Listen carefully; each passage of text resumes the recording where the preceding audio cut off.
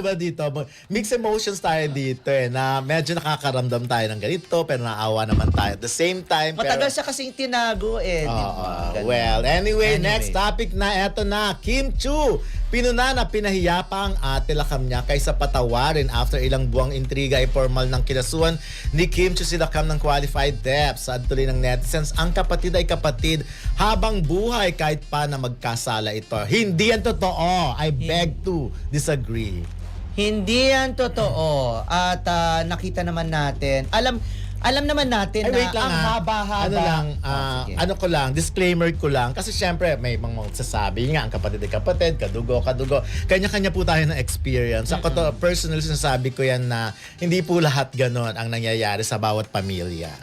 At alam natin na ang tagal-tagal, 2 years ang tagal-tagal na nananahimik, ang tagal-tagal na pinagpasensyahan. Yung PC, napakahaba ng PC ni Kim para pakiusapan ng kanyang kapatid, para lang pigilan, 'di ba? Para pigilan, pero kasi umabot na siya sa puntong wala na talagang pag-asa, wala nang ibang paraan I think. kundi turuan talaga ng leksyon. At katulad nga sinabi natin kahapon, hindi lang 'to mga 2 million, 5 million. Correct. Hindi lang ganon. Malaki, masyadong malaki at marami na nga Nung tao sinasabi nga ni nadadamay. Attorney Jesus Falsis na hundreds of millions, naloka ako. Diyos ko, siguro naman kahit sino. In 2 years, hundreds of millions, Bob. Siguro umabot na sa ganyan. Biruin nyo yung pinaghirapan mula pa na nagsisimula si Kim sa kanyang pag-aartista. At to the point na hindi halos natutulog. Oo.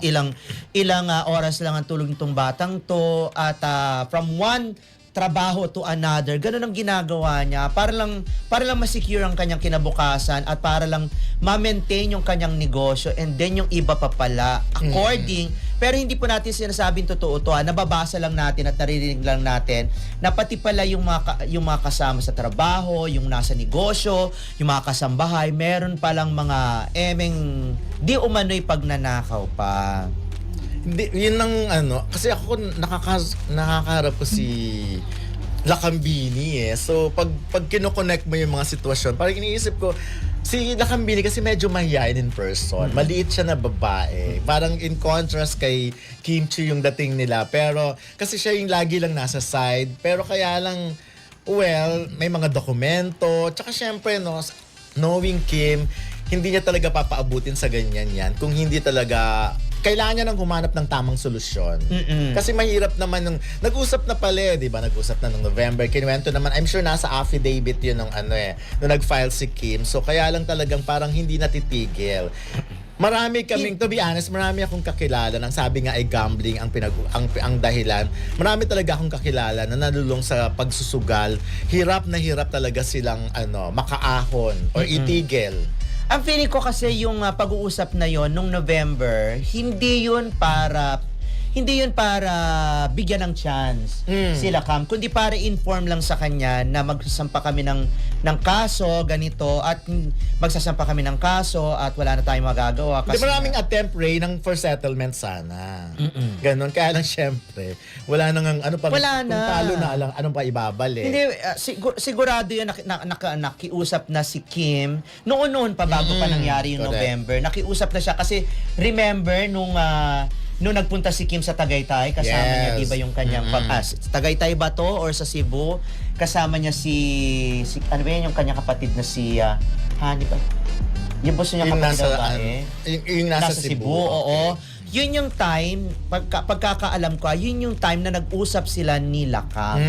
Nawala na talaga, hindi na talaga mapigilan, at yun yung time na na-discover na talaga ni Kim, na sobra na talaga, as in, hindi na talaga pwedeng palampasin. Biruin mo, ibenta yung kondo. Di umano ibenta, tapos marami pang nakuha dun sa negosyo. Yung mga tipong ganun at hindi talaga tumigil. At di ba dapat kung nagkaroon ka ng pagkakataon, parang second life mo Okay. At totoong second life. Second life. Kasi sabi nga nila, yung naging sakit daw ni Kamcho or ni Lakambini. Nearly death na. Wala na talaga. Ay, very rare talaga. Wala na talaga. Di ba dapat yung ganun? Kaya nga miracle ang tawag nila eh.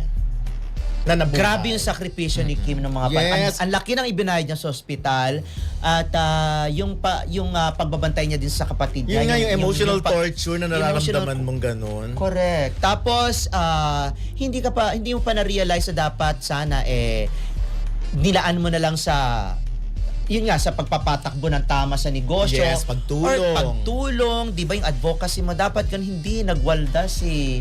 Nako, hindi pa... Buti na lang, no? Buti na lang at buti na lang nag-file na si Kim. Ako okay lang sa akin. Ako din, nag-file okay na si mag-file Kim. para at least ito talaga yung pinakatama eh. Hindi pwede kasi yung, kahit alam nyo, sa magkakapatid kayo, pag nag-usap kayo, pero after that, hindi mo naman alam kung ano Oo. mangyayari. Unlike kung ilalagay natin sa batas lahat. Yun, ang batas, ang court ang magsasabi kung anong tama at anong dapat gawin. So yun na ako, sa mga nagsasabi na ang kapatid ay kapatid, may nagsasabi na bakit ganyan si Kim, napakahaba po ng naging proseso, ang tagal-tagal na pinag-usapan, pero wala talagang nangyayari. At besides, ang description lang ni Kim ay yung napakahirap, napakasakit, napakabigat yun. Correct. At saka naku, meron sana akong sabihin. Ako kaya din hindi meron yata akong gusto pwede sabihin sa side sabihin, naman eh. from Lakam, kaya lang hindi ito ang tamang panahon din kasi ayoko ng mga ganong-ganong pinag-uusapan. Ang pagiging magkapatid, nakapangalan na yan. Nakapangalan sa dugo na yan. Pero syempre, kung meron ng ginagawa sa'yo ng hindi maganda, Correct. na inuubos na lahat ng mga pinaghirapan mo, paano ka na? Ang hirap magsimula na magtrabaho ulit or ipunin lahat ng hindi po totoo na pera lang yan na kinikita yan. Kasi may saturation po tayo eh. Hindi naman natin pwede yung kinikita natin ngayon ay pwede yung kinikita natin ngayon. Siyempre darating yung time na lalamlam din naman ang career mo. Correct, lahat na Or- even mga pinakamalalaking artista. At hindi na kasing bilis or yung lakas mo, Yes, correct. yung health mo ay hindi na katulad ng dati. Siyempre, hihina na rin ang resistensya Eventually, mo. kailangan rin ganon. rest, magpahinga. At pag dumating yung time na yun, at least meron kang magagastos o magagamit.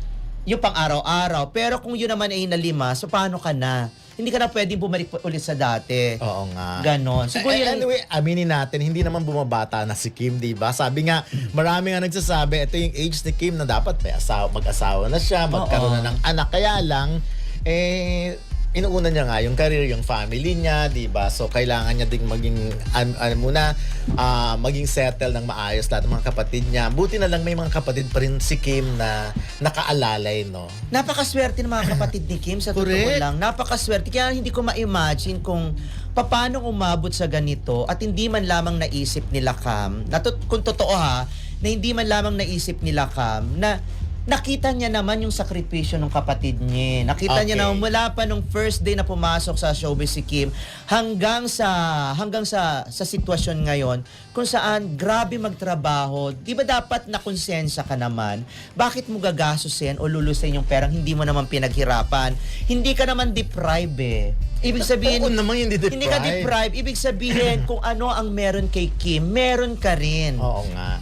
Baka nga sobra pa eh. Dahil ikaw nga ang nagmamanage kung merong LV si Kim, baka naman yung LV mo 2, 3, yung mga tipong ganun. At may sweldo ka bukod sa negosyo, meron ka ring sweldo sa pagiging executive secretary mo or so. At kita mo yung mga pinapangarap ng iba na makarating sa iba't ibang panig ng mundo ng libre at napasya-shopping pa. Material to material.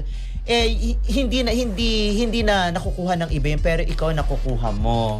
At yung pagpapamper sa iyo ng kapatid mo, yung malasakit na sa iyo ng kapatid mo na kahit ma-hospital ka ng ilang beses, hindi ka papabayaan. Ano yun? Talagang... That's very, very something you have to be grateful at hindi mo na sana naisip na lamangan pa ang kapatid mo. Nung nagkasakit si Cam, kita niyo wasak na wasak si Kim Chiu noon. Talagang nakita natin sa mga posts at saka yung mga kaibigan niya, kinikwento talaga kung gaano ka sobrang siya.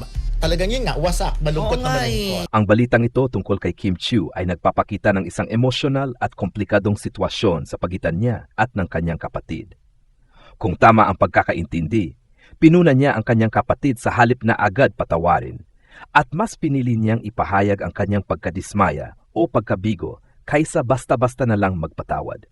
Sa ganitong kaso, Malinaw na may malaking epekto ang sitwasyon sa kanilang relasyon, lalo na kung may kasamang issue ng tiwala o pera. Maari rin itong ipakita na kahit sikat at minamahal si Kim Chiu, tao rin siya na may limitasyon sa kanyang pasensya at damdamin. Ang kanyang reaksyon ay maaring maunawaan bilang pagtatanggol sa sarili o pagpapakita ng prinsipyo, na kung saan ay natural lalo na kapag may malalim na sugat o problema sa pamilya. Maari rin itong magdulot ng mixed reactions sa publiko. May mga fans na susuporta sa kanyang desisyon at may iba naman na maaring makaramdam na masyado itong matindi.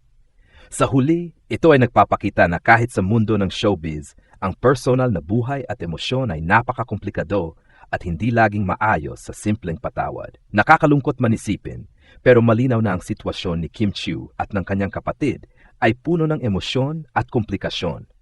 Ang desisyon ni Kim na punahin ang kanyang ate sa halip na magpatawad ay nagpapakita hindi laging madali ang pagpapatawad, lalo na kung may mga nasaktan o nasayang na pagkataon sa pagitan ng pamilya. Hindi biro ang mga ganitong sitwasyon. Kapag ang tiwala at respeto sa pamilya ay nasubok, natural lang na maging matindi ang damdamin. Ang reaksyon ni Kim ay maaring makita bilang pagtatanggol sa sarili. Bilang isang tao na may karanasan at emosyon, may hangganan ng pagtitiis at pagpapasensya.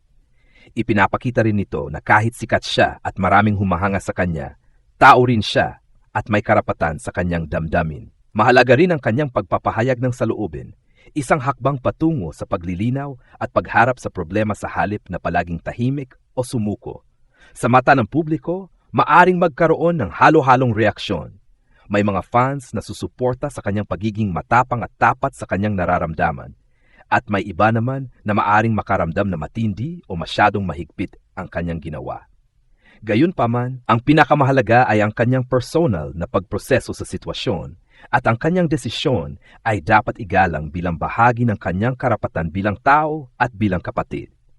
Sa kabuuan, ang sitwasyong ito ay paalala na sa kabila ng kasikatan at tagumpay, may mga personal na laban din ang bawat isa na kailangang harapin ng may tapang at integridad. At sa huli, ang tunay na lakas ay hindi lang nakikita sa pagiging mabait o palagi nagpapatawad, kundi sa kakayahang harapin ang katotohanan at panindigan ng sarili, kahit mahirap ang sitwasyon. Sa balitang ito, may ilang bagay na pwede pang idagdag para mas maging malinaw at kumpleto ang pangunawa ng publiko. 1. Pinagmulan ng tensyon. Mahalaga malaman kung ano mismo ang naging sanhi ng pagkaagalit ni Kim Chiu sa kanyang kapatid. May mga ulat na may kinalaman ito sa pera, tiwala o personal na desisyon, mas magiging malinaw sa mga tao kung ito ay maipaliwanag ng maayos. 2. Reaksyon ng kapatid. Hindi lang dapat nakatuon sa panig ni Kim. Kung may pahayag o panig din ang kanyang kapatid, mas makakabuo ng mas balanseng larawan ng sitwasyon. 3. Konsekwensya sa relasyon ng pamilya. Maaring idagdag kung paano naapektuhan ang relasyon nila bilang magkakapatid at kung may hakbang na ginagawa si Kim upang maayos o mapanatili ang komunikasyon sa hinaharap. Pananaw ng mga fans. Ang opinyon ng fans ay karaniwang mahalaga sa ganitong balita. Pwede ring banggitin kung paano tinatanggap o sinusuportahan ng mga fans ang desisyon ni Kim at kung paano nila nakikita ang kanyang pagiging matapang at tapat sa sarili. Pangmatagalang epekto. Pwede ring talakayin kung paano maapektuhan ang imahe ni Kim sa publiko at sa showbiz industry, lalo na sa aspeto ng personal integrity at pagiging totoo sa sarili. Bukod sa mga naunang puntos, pwede pang idagdag ang mga sumusunod sa balitang ito para mas maging kumpleto at malalim ang coverage. 1. Emosyonal na aspeto ni Kim Chiu. Maaring ilahad kung paano nito naapektuhan ang kanyang emosyonal na estado, mental health, at pang-araw-araw na buhay, ay makakatulong sa publiko na maunawaan na hindi lang ito simpleng away, kundi may malalim na epekto sa kanya bilang tao. Pagtingin ng ibang miyembro ng pamilya, kung may mga pahayag o reaksyon mula sa ibang kapatid o magulang, makakatulong ito upang makita ang kabuuang dynamics ng pamilya at maiwasan ang pagkaka-frame ng balita sa isang panig lang. 3. Posibilidad ng pagkakasundo o reconciliation. Maaring idagdag ang mga hakbang o posibilidad na maging maayos ang relasyon nila sa hinaharap, kahit na may tensyon ngayon. Halimbawa, therapy, open communication, o family meeting. 4. Context sa nakaraan. Kung may mga dating issue sa pamilya na maaring nakaapekto sa sitwasyon, makakatulong itong magbigay ng historical context para mas maintindihan ng publiko ang pinanggagalingan ni Kim. 5. Reaksyon ng fans at social media, maaari ring ilahad kung paano tumutugon ng netizens, fans at public figures, positibo man o negatibo. Ito ay nagbigay ng perspektibo kung paano tinatanggap ng publiko ang sitwasyon at ang desisyon ni Kim. 6. Mas malawak na reflection. Maaari ring idagdag ang mas malawak na tema gaya ng pagsusuri sa pamilya, tiwala at forgiveness para hindi lang personal ang balita, kundi magkaroon ng universal lesson na pwedeng ma-relate ng iba.